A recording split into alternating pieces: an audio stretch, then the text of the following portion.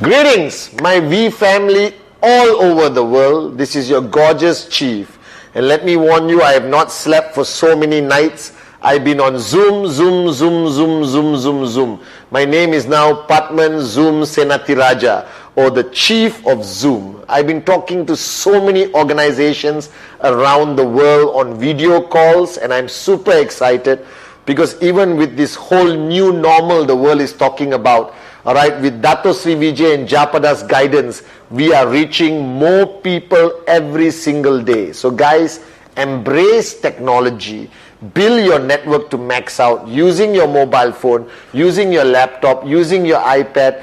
The world is ready for this. They want this opportunity called QNet. So don't waste time. Embrace technology and max out from the comfort of your living room, your kitchen, your car, or wherever you are building your business from. So guys, all around the world, this Wednesday message is extremely special. You must watch it. It's a walk down memory lane. Now, if you remember, many years ago, I think 15 years ago, I produced a video based on the most important lesson that Dato Sri Vijay taught me, which I apply in my life as much as I can, called Empty Your Cup.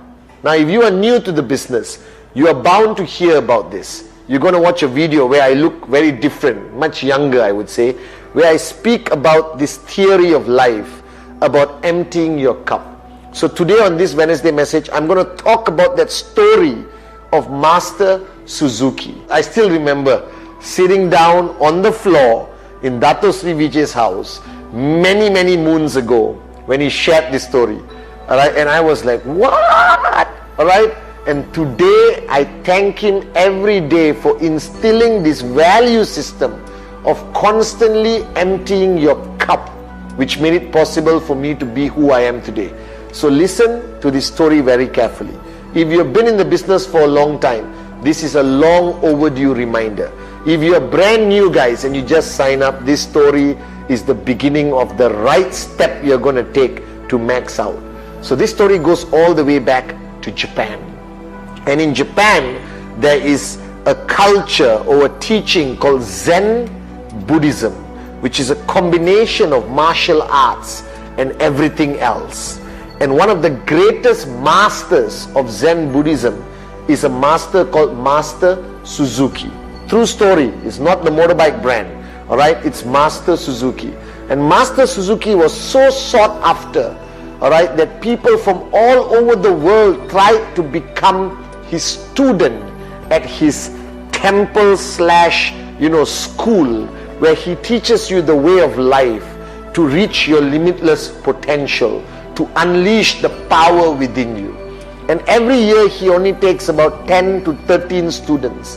And he personally selects students from around Japan who deserve to be his disciple. But one year in the intake of students, one student managed to come in, I don't know, using influence, who belonged to a rich family. The other students were from humble backgrounds but great potential, who was handpicked by Master Suzuki himself. But there was one student, alright, who was not handpicked by Master Suzuki but found his way into the school of Master Suzuki's teaching. And this teachings of Master Suzuki starts by year 1, and then you graduate to year 2, year 3, year 4, and then ultimately you graduate and you become maybe a semi-master or junior master. So the first year of the studentship of Master Suzuki's disciple was mundane work. They would sweep the floor, wash the toilets, not learn any martial arts, not touch a weapon, alright? And Master Suzuki would make them do repetitious mundane work, alright? The most mundane thing: wash the plates, alright, wash the rice, wash the toilet, cut the grass, sweep the floor, feed the animals. You understand? No engagement. Occasionally Master Suzuki would gather them to give more instructions of them to do more mundane work. And Master Suzuki would sit on his hut, at the porch of his hut, drinking tea and observing every single student. Alright, and he's obviously observing them, trying to see the qualities in each of the students. And the end of the first year, Master Suzuki would gather all the students in the courtyard, and he would walk past each student without saying much by tapping their shoulder. The minute he taps their shoulder, that means they have graduated to the second year of being a student of Master Suzuki. And the year came to an end.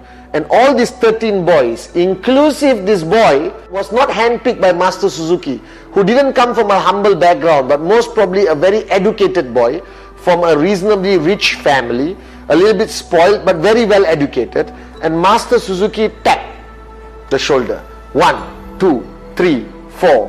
When he reached this particular boy, he just walked past him and went to the next boy and tapped the shoulder.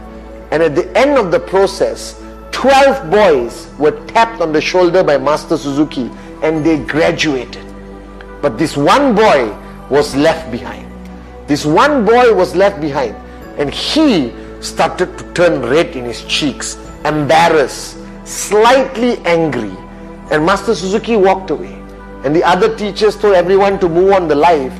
And this boy had to repeat the process of the first year all over again, cutting grass, sweeping floor, washing the toilet. But now it was a painful process, because he was doing it for his classmates who are now his seniors.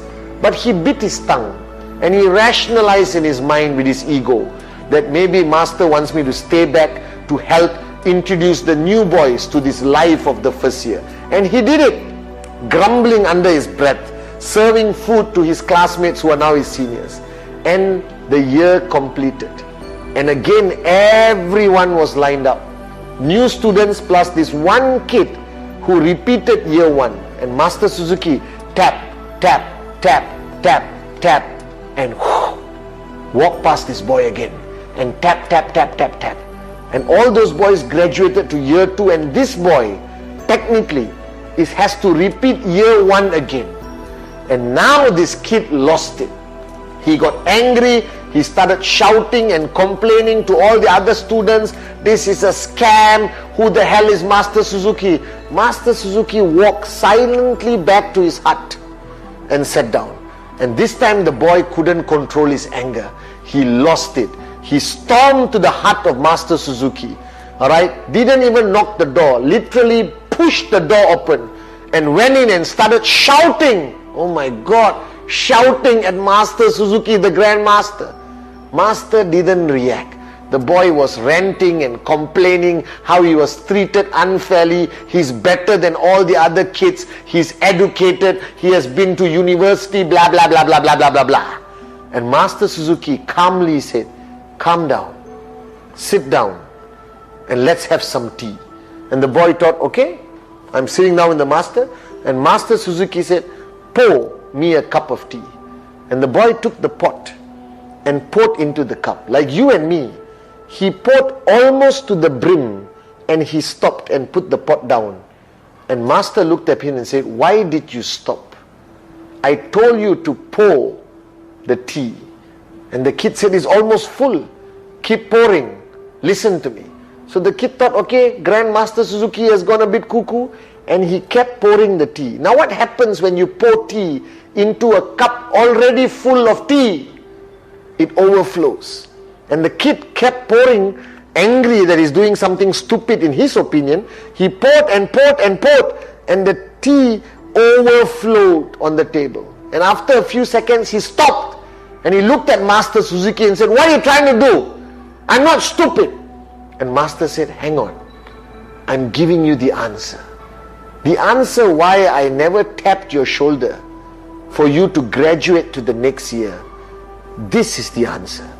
That you are that cup and you are full. And with 1 year of the journey with the other students, nothing went into your full cup. It just overflowed. You did not learn anything. You did not change. You did not evolve. Your ego stopped you. You were a full cup. And that's why you will never graduate to the next year. Alright, and that is the story of Master Suzuki that was taught to me by Dato Sri Vijay 22 years ago. The first lesson he ever taught me, that Patman, if you want to start the journey with QNet, if you want to start the journey to max out, the first thing you have to do is empty your cup.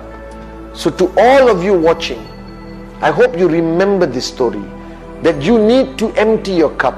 You have to unlearn every assumption you ever had about business, about making money, about discipline, about consistency, about who you are and what you know. If you think you're too smart, empty your cup. If you are a marketing expert in your previous job, empty your cup and then start your journey with QNet. Because if you start your journey with QNet with a full cup like that kid, you will not earn a check. You will not benefit. You will not grow. You will not start earning income, and you will be frustrated and angry with your uplines, with the V, with QNet. You will think it's a scam. But you fail to understand that the problem is not us, it is you. That you cannot embark on this journey to financial freedom with everything, all the garbage full in your cup. That if you truly want to start this journey properly, empty your cup. And then the journey is beautiful.